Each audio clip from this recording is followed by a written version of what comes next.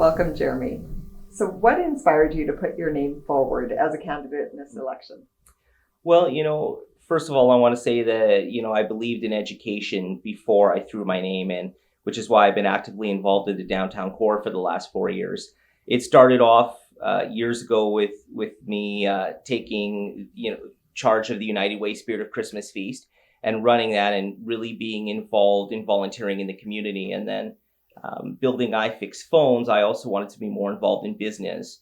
So for the last 4 years, I have educated myself on municipal government and been very involved in the community on different capacities. And I wanted to run because I taught myself and knew that I could make better changes and really be connected to our community. Excellent. So, you've given us some insight into your experience. What other experience is going to assist you in being an effective elected representative?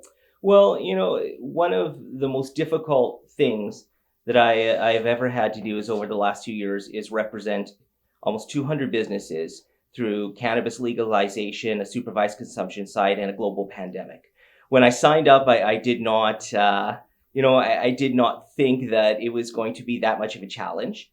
And things don't always work out the way you plan. Nobody can predict COVID or what things will look like post pandemic. But I am extremely thankful for the education I received because my goal was to educate myself before I ever accepted a single taxpayer's dollar. And I got that education and then some. And I feel like I have been put through a little bit of a meat grinder the last couple of years, but I'm thankful for it and I'm a stronger person for it. And I know the burden of and the weight of leadership, and it's very heavy, and I'm prepared for it. So, what do you feel are the important issues facing our region? Well, lower cost housing is one of the biggest things, and that's a huge municipal, responsibility. People are listening to the federal candidates right now talk about building a million, a million houses across Canada and putting billions of dollars into lower cost housing, but that's also a municipal responsibility to bring in those people who are willing to build lower cost housing and also those people who are willing to work with the city. The city should be offering land at a lower cost to try and lower those housing costs. So it's a team effort between municipal, provincial, and federal. And that is one of the biggest things is the middle class are quickly becoming the working poor and they are struggling. And it's not just a housing crisis here in Medicine Hat, it's a housing crisis all across Canada. So, how do you believe your election platform and priorities will benefit and improve the lives of our constituents here? Well, I firmly believe in the saying that, being a public servant, I've been a public servant for years. And that is the all-encompassing idea of my campaign is you work alongside, you get in the trenches with the people who you represent. And that's the only way you understand what your community needs after it's all said and done is by talking to people. There's a massive disconnect between elected leaders and the people they represent. And it comes from, I think to a certain extent, it's a little bit of exhaustion on the point of from our elected leaders, just from being torn back and forth from the last 2 years.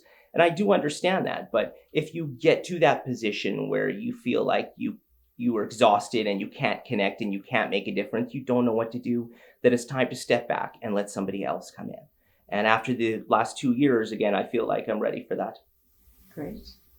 So, what strategies and policies would you suggest specifically related to the following pillars in the Chamber's Vote Prosperity platform? So, those are innovation and a competitive strategy, infrastructure development, image and branding, workforce development, and financial and business supports. I might need you to repeat those in order, but the first, oh, they're on the TV. Look at that. The first one, definitely I get that question a lot from people is do you support things like green energy? Do you believe in global warming? To be honest, I don't even know what the word global warming means because every time I say it, people start yelling at me. So I try and avoid it. But what I do know is that focusing on solar panels and wind turbines, as unpopular as they might be with some people, this is the future. And if we don't evolve and we don't focus on the future, while still concentrating on what is keeping us alive right now, which is oil and gas, then the city is going to be left behind while the rest of the world evolves without us. So do I believe in green energy? Do I believe in global warming? I don't know what any of that means. Leave that to the scientists. Do I believe that we should continue to evolve and continue to invent new things? Well, I do know that my 2006 GMC Envoy burns a lot more fuel than the 2020 GMC Envoy. So if we stop progressing and we stop innovating, then that's where we stop. And that is not the way we should go. Excellent. So do you have any additional comments or remarks or insights for the voting public before we close off? No, it's just that it's been an honor to be part of this community for over a decade. In 2009, when I moved here from Fort McMurray, I found the most welcoming community that I have ever experienced in my life, and I've lived all over the world. And this has been my home. I knew it was my home the moment I came into Medicine Hat, and this is where I will be and have raised my children, and I'm proud to be a Hatter. Thank you, Jeremy. Thanks.